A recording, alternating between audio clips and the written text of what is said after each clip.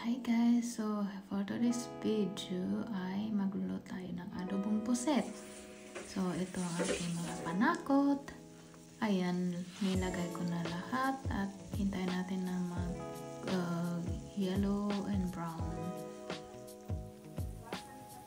Ito na siya guys. So, lagyan natin ng ating dahon nga sibuyas. Ayan na. Halo-haloin na natin siya. Matagal na akong hindi nakakain ng adobong puset. And thank you sa aking kambal nga nagdala nito. Shout out to you, Michelle. Lagyan natin ang ating kamatis. So, at ito na siya guys. Lagyan natin ng ating pusit.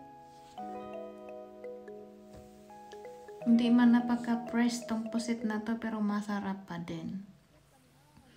Ayan, halo-haloin natin. Ang bilis lang itong maluto guys, no? Ito nga, may mga hinahanap at na-miss na pagkain dito. A few moments later. Ito na siya. Luto ng ating pusit.